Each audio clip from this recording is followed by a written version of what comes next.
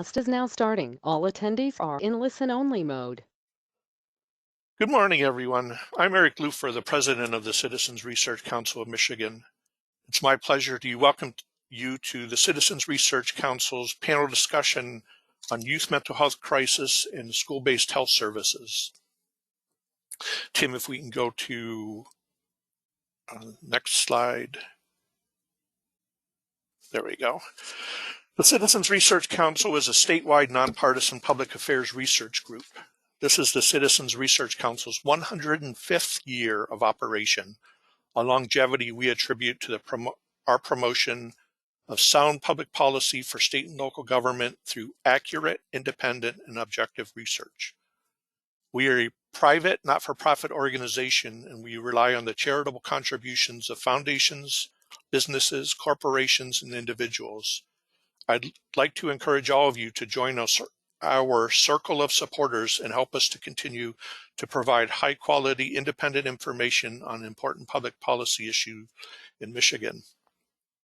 If you value how this webinar and the associated papers contribute to the public discourse and hope to keep the Citizens Research Council as an objective, independent, credible source of information into the next century, please consider a contribution.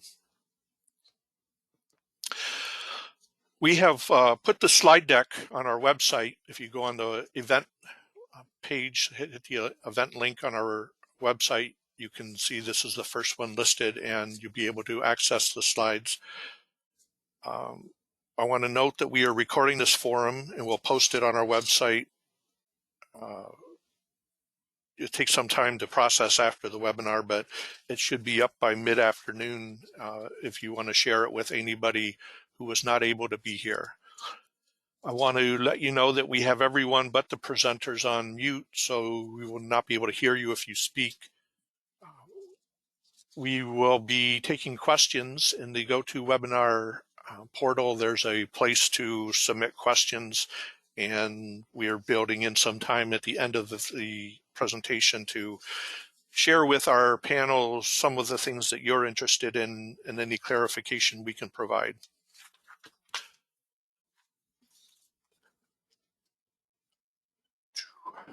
Children and adolescents in Michigan and throughout the U.S. are experiencing alarming increases in the prevalence of mental, emotional, and behavioral health conditions. Although mental health concerns have been rising at a rapid pace while the nation contends with COVID-19, this trend, along with the underlying causes and risk factors, was underway long before the coronavirus pandemic began. A lot of attention is focused on how schools will need to address learning loss next year when students are back in buildings. I contend that we need to be thinking about their mental health needs as well. A new Citizens Research Council paper discusses the ways schools are uniquely suited to assist youth with their mental health concerns. Youth spend most of their time in school buildings, providing a greater chance for the identification of mental health concerns and a referral to treatment in this education below than exist in even conventional settings such as doctors' offices, places of worship, or even the home. As places centered around learning, schools are also a perfect vector to deliver information about mental health and teach skills that foster resilience. Because schools are also venues of socialization and psychological development, they are important venues for dismantling stigma and normalizing treatment-seeking behaviors. Today we have a panel to discuss some of these issues, but before we dig into that, we're going to have Tim Mischling, our research associate for health issues, talk about his new paper and some of the findings. Tim joined the Research Council in 2016 after working for several years as a legislative aide in the Michigan House of Representatives, as well as lecturing at Oakland University and the University of Michigan-Flint. Tim earned his master's degree in both public administration and public health and a graduate certificate in economic development and public health practices from Wayne State University. He received a Bachelor of Arts degree in history from the University of Michigan in Ann Arbor. And as I said, his focus with the Research Council is in health policy. So with that, Tim, I turn it over to you. Thanks so much, Eric. So as Eric already mentioned, we have a bit of an epidemic of youth mental health concerns. And while news recently has focused on the effects of the COVID-19 pandemic on youth mental health, when we look at the data, this is something that's been going on really for many, many years. For instance, the prevalence of major depressive episodes is quite high now, but that incidence has been increasing dramatically for more than a decade. We also see that among this national crisis, Michigan as a state fares poorly, and we've had a greater increase of depression, anxiety, and other behavioral health disorders in Michigan over this last decade. Unfortunately, we've also seen an increase in the suicide death rate among young persons since 2008, and this trend also has continued in more recent data. We tend to focus on the need for medical treatment for behavioral health disorders, and this is important. Unfortunately, there are a lot of barriers to treatment that exist in Michigan. Michigan has a substantial number of health professional shortage areas specifically for mental health care, and we see that this affects roughly 40% of the state's population. And within those areas, fewer than 1 in 3 are getting the help that they need. When we look at the distribution of behavioral health providers in Michigan counties, we have a couple counties that do really well. Washtenaw County, Ingham County, Kalamazoo, Grand Rapids, Grand Traverse, Marquette. These counties have numbers of behavioral health providers that are at or above the 90th percentile nationwide. Statewide, there's one provider for every 360 citizens, but when we look at the map, we also see that particularly in northern Michigan and in many rural areas, there's just an absolute dearth of health providers. And these data include psychiatrists and psychiatric nurse practitioners, as well as psychologists, social workers, and licensed professional counselors, in addition to substance abuse and marriage counselors and other family counselors. When we look specifically within medicine, there's a severe shortage of child and adolescent psychiatrists. More than half the counties in Michigan have none at all. Only Washtenaw County is classified as having a mostly sufficient supply of child and adolescent psychiatrists. So this creates a barrier, obviously, to medical treatment for youth who are in need. Beyond the shortages and maldistribution of behavioral health providers in the state, there are a variety of structural barriers that prevent people from accessing treatment. It's, for instance, transportation, insurance coverage, waiting times. Oftentimes people, when they make the decision to seek treatment, there's an immediate need, but it may take weeks or even months before they can see a provider. And there are also social barriers, and those include information deficits on when and how to seek treatment for mental health concerns or for substance use disorders, as well as our norms and values. When we tell people to tough it out, people may develop embarrassment or may not think that they need treatment, and stigma remains something that prevents people from seeking treatment as well, due to embarrassment and the perception of what others might think, as well as their own self-perception. Even if we were able to close all of these gaps in access to behavioral health treatment and mental health care and had an adequate supply of providers, we would likely still see a lack of treatment and because of those social and structural barriers. One way to address all of these factors at the same time is to both approach things from a public health perspective that looks not only at treatment, but also at prevention of exposure to things like trauma or violence or poverty that could increase the incidence of mental health disorders, and seeks to increase screening and seeks to provide people with resources and foster resilience in communities. And so when we look at this from a public health perspective, really the educational context is an ideal setting for addressing youth mental health concerns. Why schools? Well, there's a well-established bidirectional association between education and health. People who have higher levels of educational achievement consistently have longer life expectancy, better self-reported health status, healthier behaviors overall. And likewise, within the academic context, students with health issues often have barriers to learning that impact their performance. And students' health is not just an individual thing, it affects the students around them, whether there are behavioral issues in the classroom or whether, depression or anxiety are present. These can spread like what's called a social contagion and affect students around them, not only the initial student who was affected. And so student health is really intertwined not only with academic performance, but also with discipline and attrition within schools. Unfortunately, Michigan, just as we have a dearth of mental health providers overall, we really have a lack of health professionals working in schools, particularly nurses and social workers.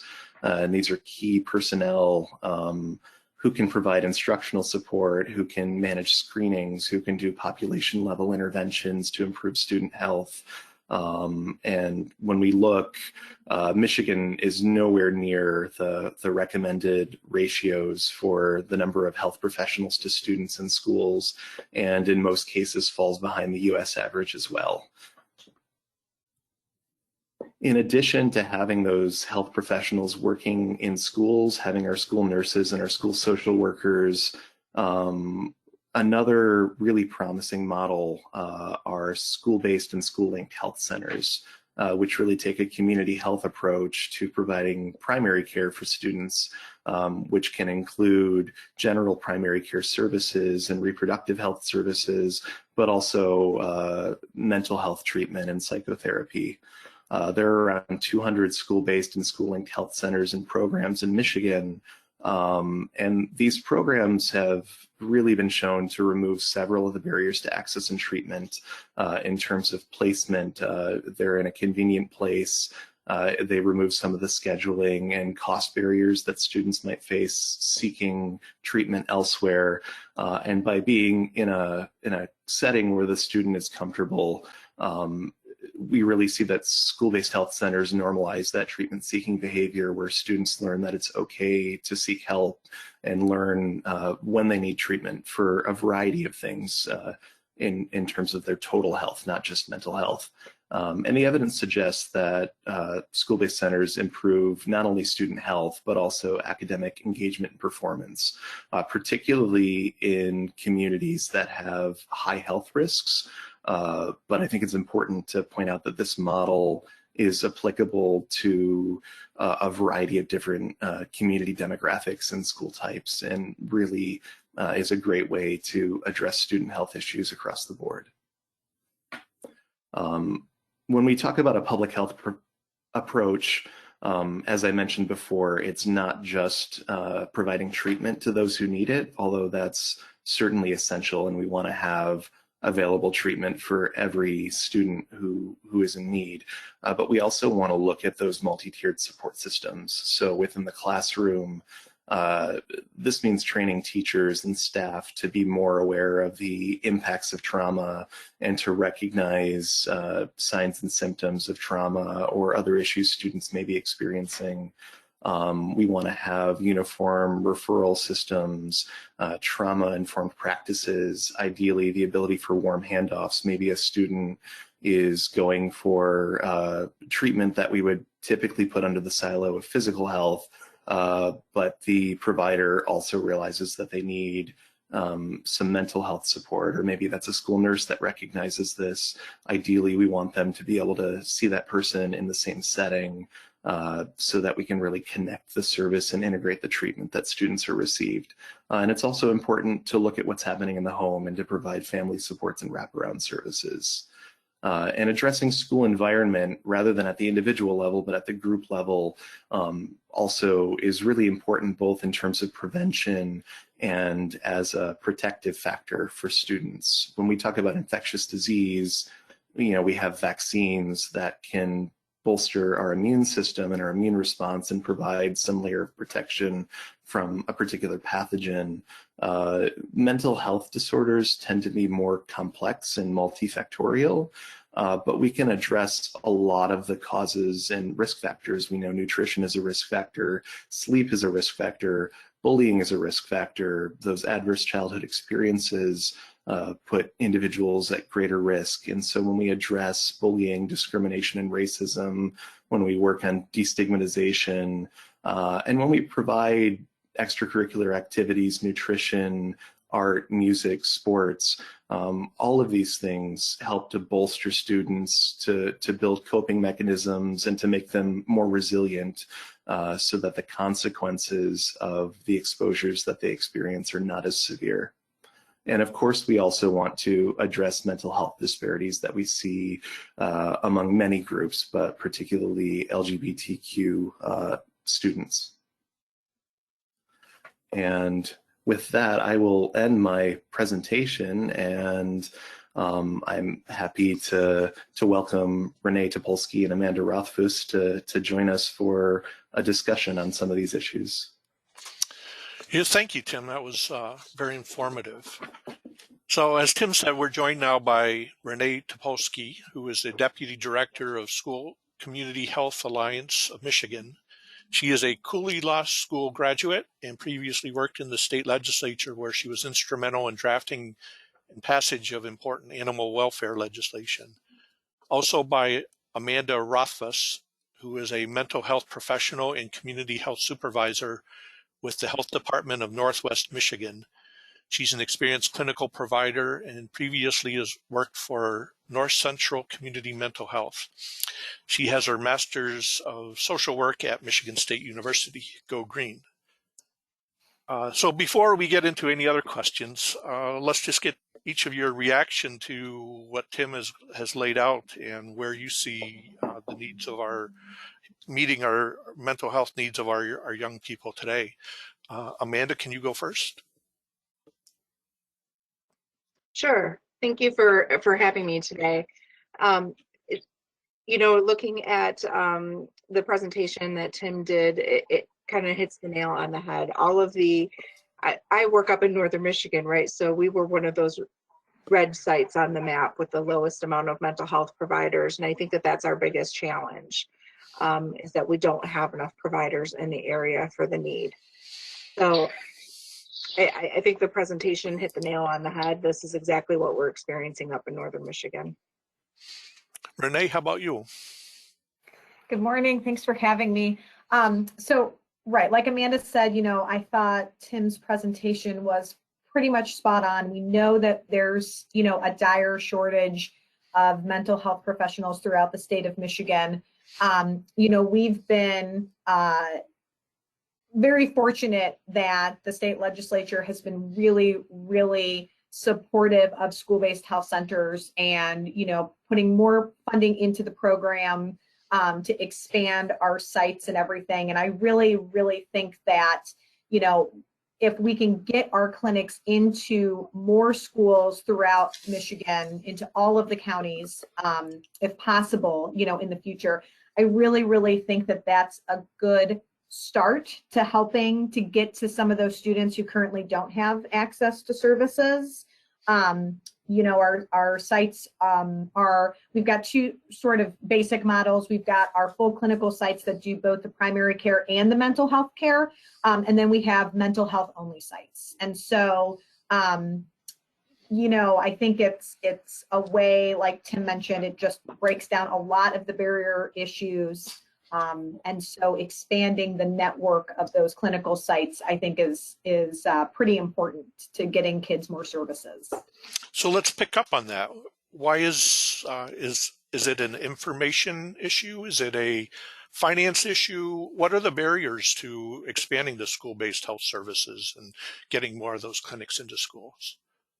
Well, I think at first, so the program, let me take a couple steps back. The program has been around for over 30 years, and it originated sort of in areas where there was a high Medicaid population. And so those students who were receiving Medicaid services and everything, trying to get healthcare services specifically in those areas.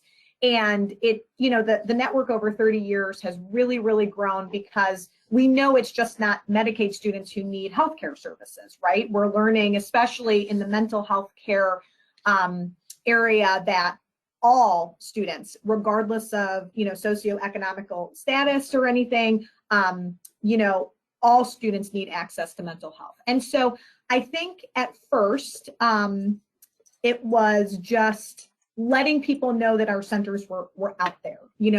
My daughter, she's 11. She doesn't have a school-based health center in her school district yet. And so I didn't even know, prior to joining the School Community Health Alliance of Michigan, I didn't even know that they were a thing, right? Because my daughter in her school district doesn't have one. And so once I started learning about them, and I learned that, we live over in the Grand Rapids area, and there are several school-based health centers through Grand Rapids Public Schools and some of the other school systems over there. Once I started learning about them, my job as deputy director with the organization is really working on policy. And so I started going into the legislature, the state legislature, and the federal legislature, to really let them know about these models and get legislators into their centers and everything. And so I think for the past few years, it's really been educating the legislature, especially the state legislature, where our funding is comes from, to let them know that they've got these clinics, and have them meet the practitioners, have them meet the students who are accessing the services and everything, and let them know why it's important to them and why it's important to expand the services into other areas. And they've been very, very receptive. And I will say, over the last couple of years, we have seen additional funding for our centers to expand both our full clinical sites and our mental health only sites. So they've been very, very, receptive and supportive in that. At the same time, at the local level, we know that there's been some pushback in some places, some parents concerned about the providing the health needs of their students while the parent might not be present, that type of thing. How do we build community support to help people understand that this is maybe not a threatening thing, that this is something that they can work with? Right. I think that's something that we definitely experience a lot of, right? Parents are concerned about their student receiving services if they're not available. It really comes down to relationship building and building that trust with the community, with the school, with the parents, keeping them heavily involved in a lot of the programs and the offerings that we do in the health clinics. Encouraging participation in our community advisory committees, so that they're able to provide input in terms of what services are offered and what the needs are in the school. But I can speak, in terms of, from a mental health provider providing therapy in the schools, a lot of times, that's a scary thing for parents. Like, what's my child going to say? What's going to happen? And as mental health professionals, I mean, this is what we're trained in, right? And so it really is an approach that we try to include families in as much as possible, right? To provide support in the school setting, but also to provide, you know, tools and strategies to parents to use in the home. And it's really just about building those relationships with the community and earning their trust. And so that's not something that happens straight out the gate, but I think that when the schools and the community members feel vested and as if they're a part of the development, that is really beneficial. So Tim talked a little bit about ACEs, the adverse childhood experiences, and these can be witnessing traumatic events, being a child of divorce, witnessing or experiencing violence in the household, a whole range of things. Part of what we need to do better at is helping teachers to recognize ACEs and helping the students to deal with those. But what's the benefit of that? But also, what are the challenges? We're asking teachers already to do a lot more and more every day, it seems. So how do we deal with, you know, sort of both sides of that? Putting more on the teachers, but also what are the benefits of that? Well, I think we have to be acutely aware of the fact that teachers are overwhelmed and overworked right now. So it is an extra task, right, for them to become familiar with something outside their scope of service. But what's great about once we get the buy-in is that they start to look at the child as a whole rather than just the behavior, right? So when Billy is acting up in class, rather than just looking at the behavior and being frustrated with that and not understanding how to provide an intervention that will help diminish the behavior or support the child, that once we start to look at it in a different framework and say, oh, this is why, right? Because we've experienced this trauma and this is, you know, he's on high alert at all times and this is why he's behaving this way, then it kind of changes the perspective of the teacher and ultimately reduces stress levels in the classroom, which is really beneficial. I think one of the best ways to let introduce ACEs in the schools is to have the teachers also take an ACE assessment and take a look at how we are all affected by trauma in different ways, and how I define trauma might be different than how Tim or Renee define trauma. And so it's really just about having that dialogue and doing that training, and the benefits are way outweigh the additional work that a teacher would have to do to familiarize themselves with that tool. Renee, is there things that the school community health alliance are doing now to help educate school staff on ACEs?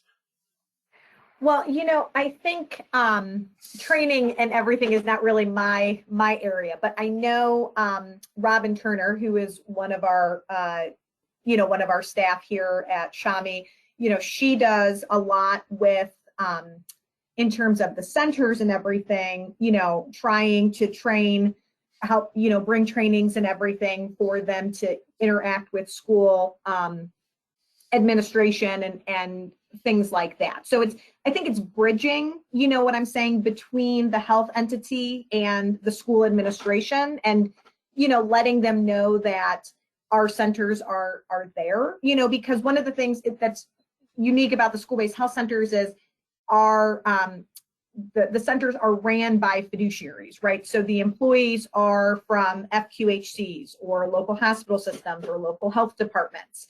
And so it's really building that relationship between the fiduciary and the school administration and the teachers and the staff and everybody, to let them know, hey, we're here and we're here to support you as well as the students, obviously, and just having that relationship be beneficial for both the teachers and the administration and the you know, fiduciary staff and everything.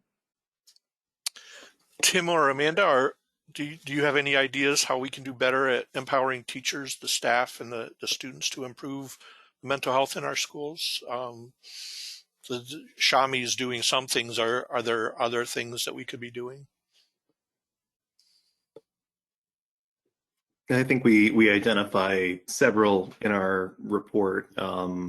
There are different programs that provide training and screening and support. So one that we see in a lot of schools from Detroit to, outstate is Trails from University of Michigan.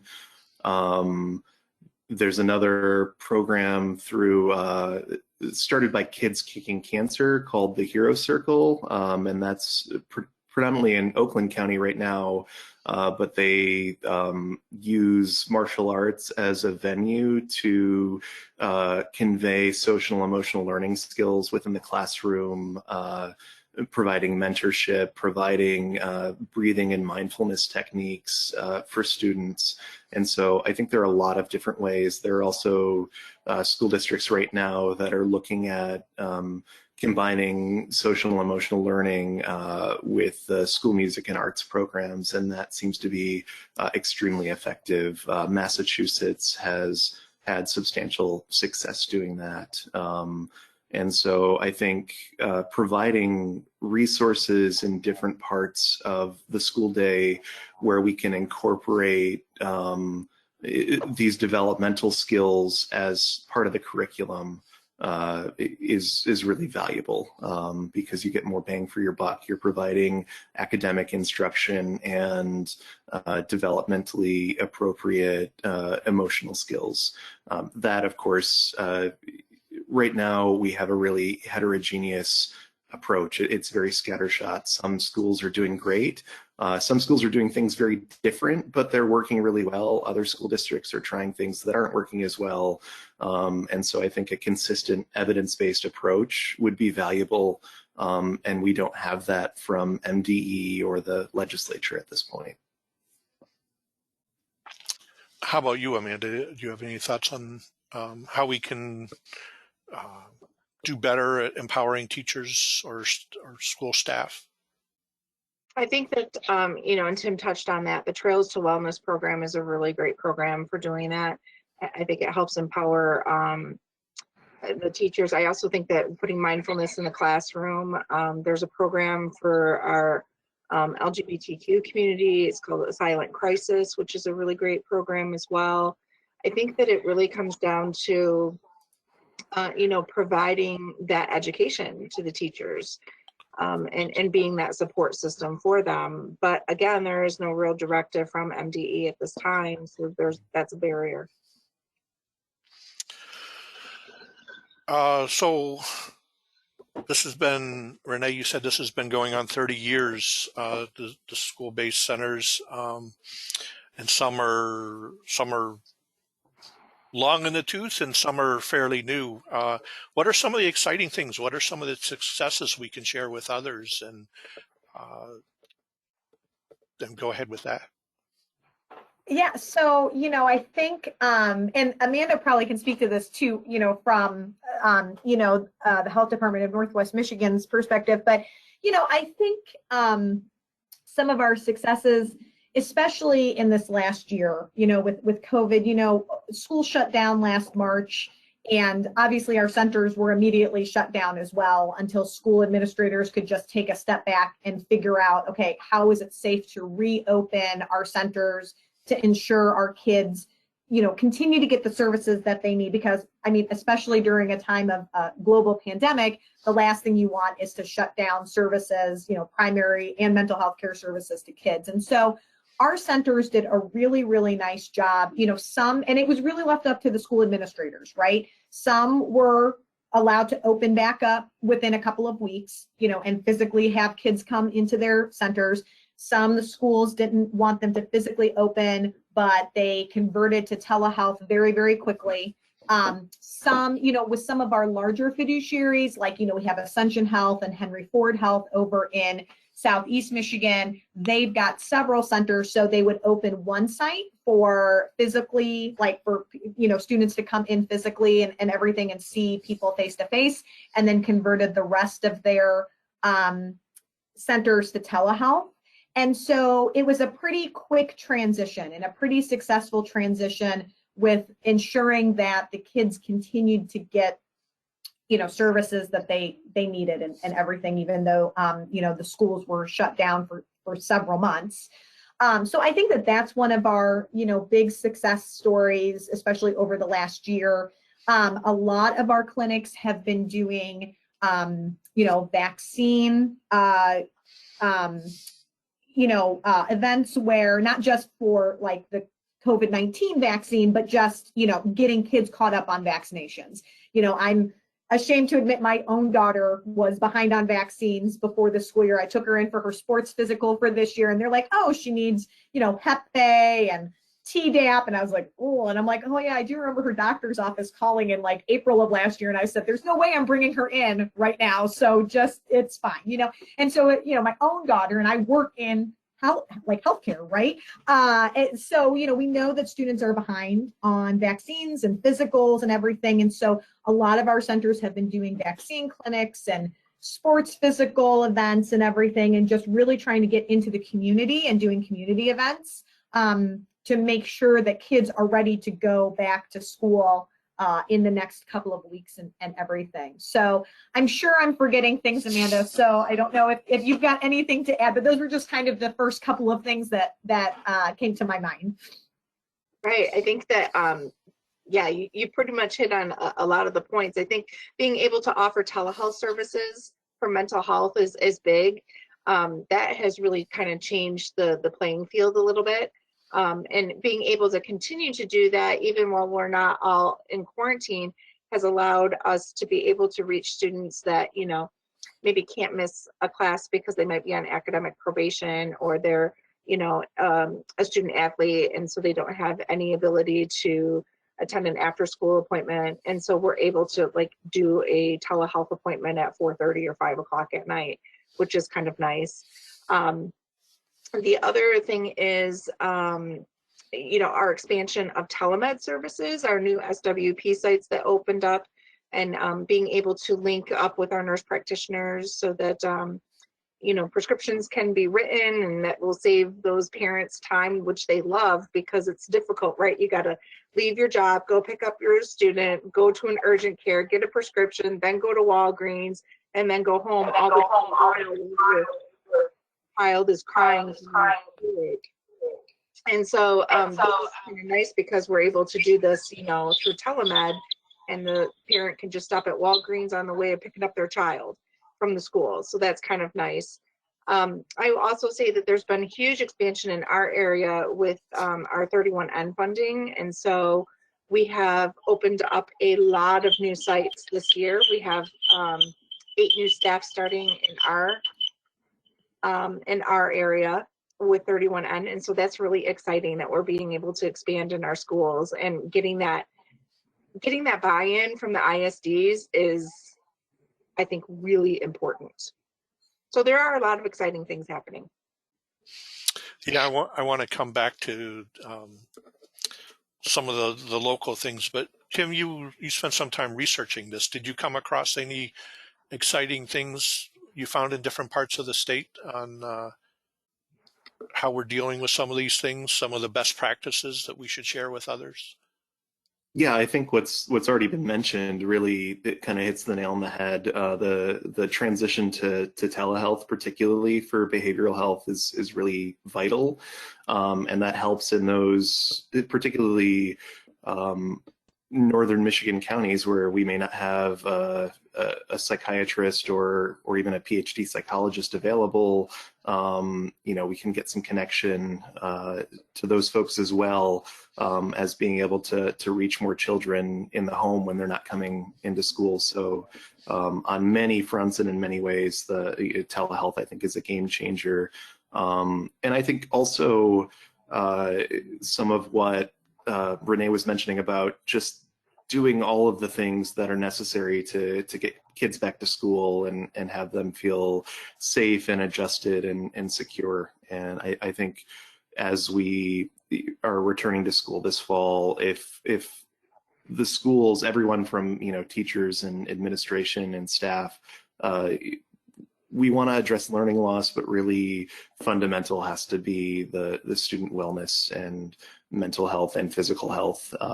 And unfortunately, we still have to use these terms, physical health and mental health, because of the way that we silo treatment. And so I think the other really great thing about school-based health centers, for me, is the fact that we have co-location of behavioral health and traditional primary care all in one place, and that's not something that's always accessible in traditional clinical settings. And so that integration, I think, maybe is the most important. Good point. So one of the questions from our audience, and I encourage everyone to submit questions through the GoToWebinar software, the little dialog box there, has to deal with sort of the necessity of local buy-in with these types of things. And the point being made was that the State Department of Education cannot require any particular training or curriculum. It falls to the legislature. But even then, even if there is that sort of direction from above, there really needs to be local control playing a part in this, a local buy-in, and I want to work in sort of the business side of this. Like these students are our future workforce, so how do we grow awareness of these issues with our business community and help them either support these centers in the schools or do other things to help the schools so that their workforce is ready to join them, wherever these kids are on their learning timeline. Who wants to take that one? I can start while Amanda and Renee think a little bit. In our report, we looked at this issue, and I think that local support and local buy-in is really critical. One of the things that's necessary for setting up a school-based health center, obviously, as we talked about, are the fiduciary elements and memorandums of agreement, but it's also getting the community involved, from parents to businesses, civic groups, places of worship. They all play a role in setting the tone and tenor for how we view health within our communities, and that is variable throughout the state. I think it makes it a lot easier to do those things if we have people in place to champion, school-based health. And unfortunately, because we don't have the school social workers and psychologists that we need, those would be ideal people to play that role. And also, unfortunately, as CRC's other research has shown, we've disinvested in local public health for decades, and so we don't really have enough staff at local health departments to play that role either. And those would be two ideal places where you could find people to interface with the business community, to interface with other community and civic organizations, and have that communication, not only to say, hey, school-based health centers are great, you should like it, but really to have an open ear where people can go and talk to the health department, or talk to the school health personnel, voice their concerns, and really work in a collaborative way to come up with the type of programming that is appropriate for that community.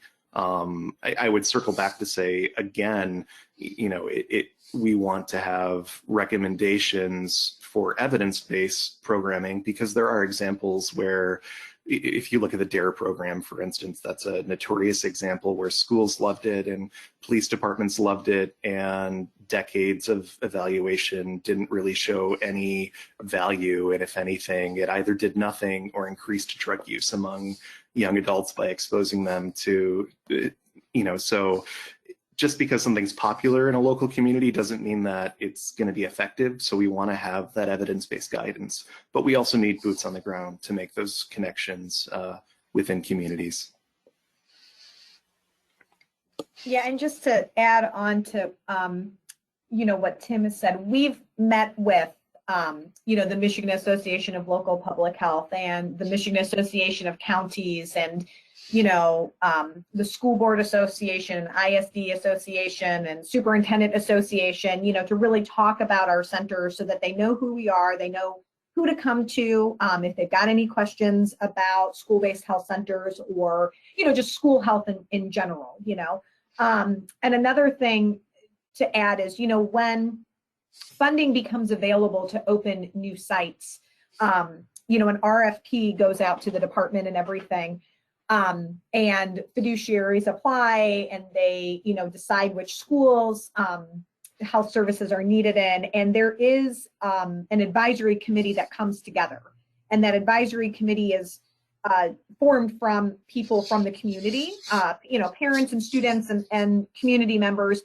to decide which type of center it will best fit the community needs. So there is community input that goes on, and, you know, as the centers are being built and everything, the community definitely does, you know, talk about that and have input and everything. So, you know, we're trying. We've discussed going to the Small Business Association and just talking with them as well, letting them know that we're here and everything. So, you know, we're definitely trying to get our name out there, and so that, you know, business entities as well know about school-based health centers and the services that are provided through them. Amanda, we have a clarifying question that's come in, and they think it was you that was mentioned it, but Renee, if they're wrong, correct me. The question, what was the name of the LGBTQ program used in schools that they think you mentioned? They thought it was maybe Violet Crisis? It's called a silent crisis. A silent crisis. Yes. Good, thank you. Mm-hmm. I mean, so we've talked a little bit about how the pandemic has evolved something that was in place before, but really brought it to the forefront, that being the telehealth and the ability to help children all over the state, even if there isn't a practitioner nearby. What does the future hold? What else is out there that would help us to grow the reach of our health services and reach more kids in all districts, regardless of where the practitioners are or what else is out there? Where do we go from here is sort of the question.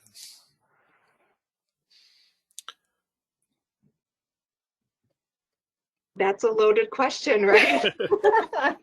Crystal ball, and what's next?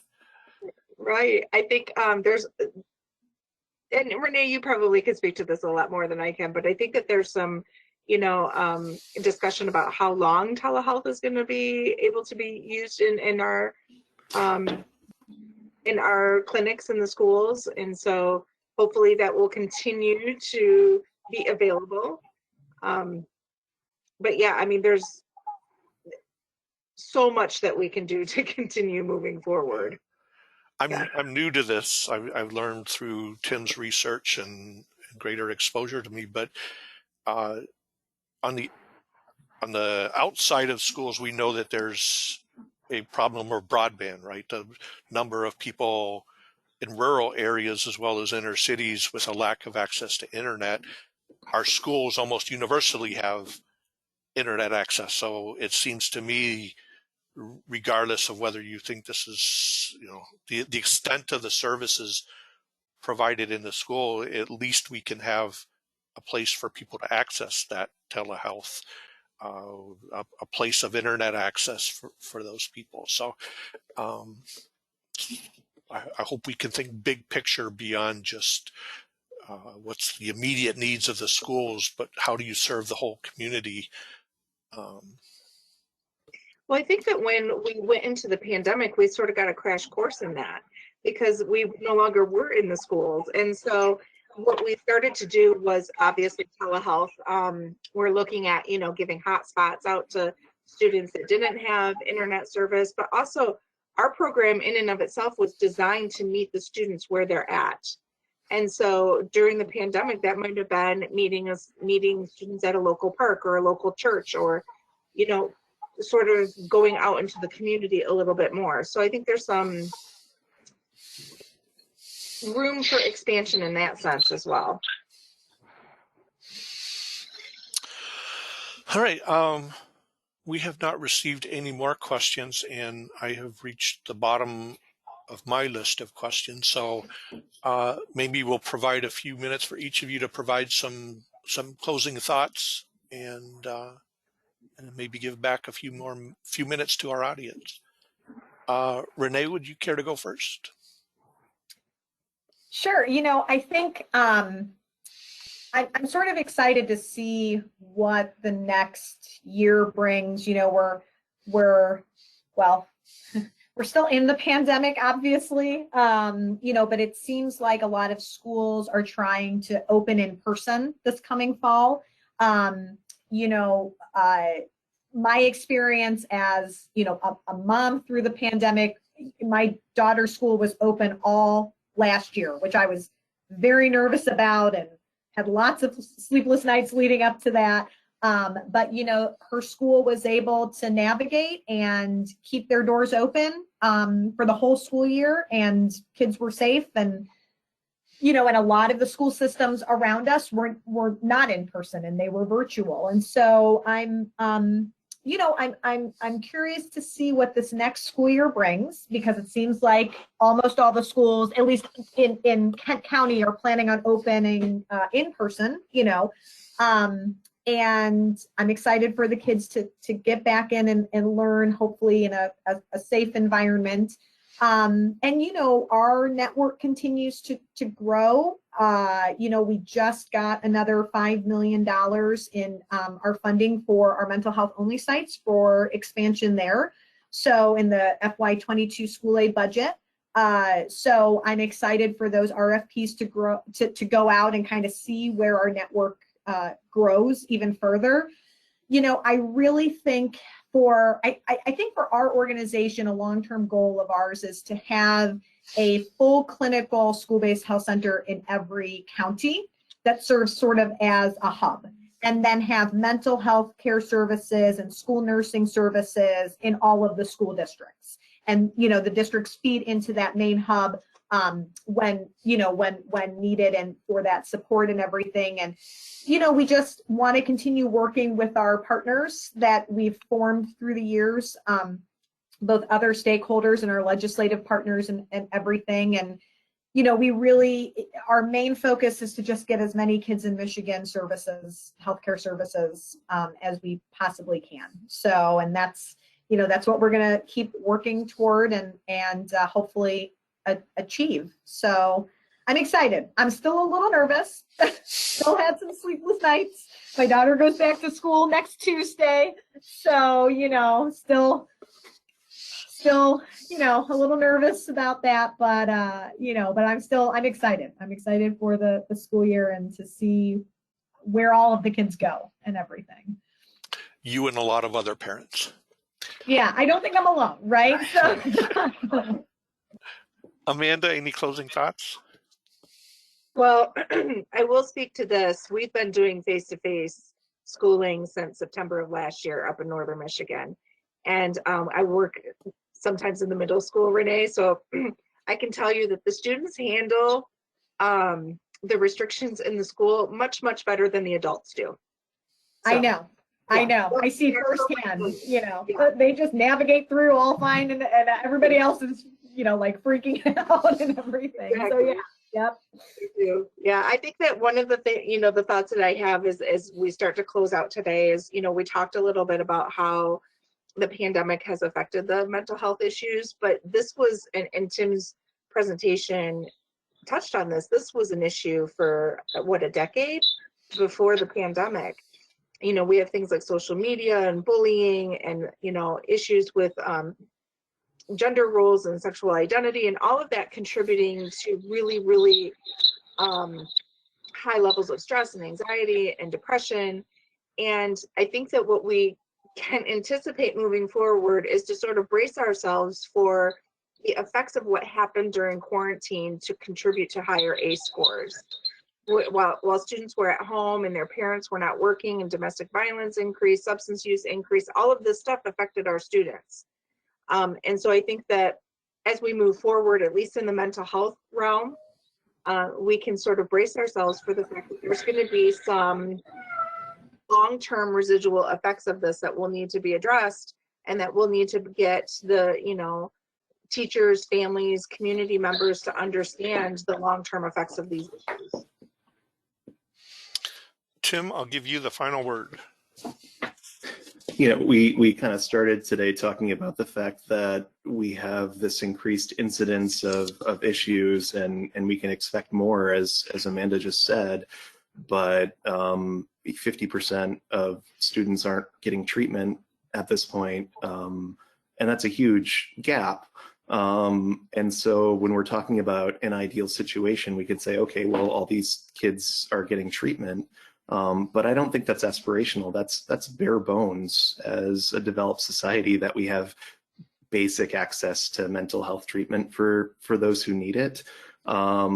Looking at what an ideal situation looks like, it's recognizing that health is a complete physical, mental, and social state of well-being, not just the absence of disease, and breaking down the silos between physical healthcare, mental health care, and substance abuse treatment, so that those things are integrated, and moving beyond that then to incorporate, you know, general wellness and well-being within our schools, so that these are places not only where we learn, you know, algebra and language and history, but also where we learn nutritional habits and physical activity habits and mindfulness and things that will benefit us throughout our entire life.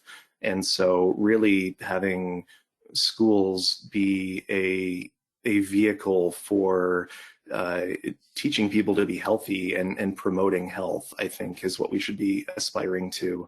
And that has to, that's contingent upon fundamental changes in the way we think about things. It's not just, you know, a medical model where something goes bad and then we go out and try to get ourselves fixed the way we would fix our car.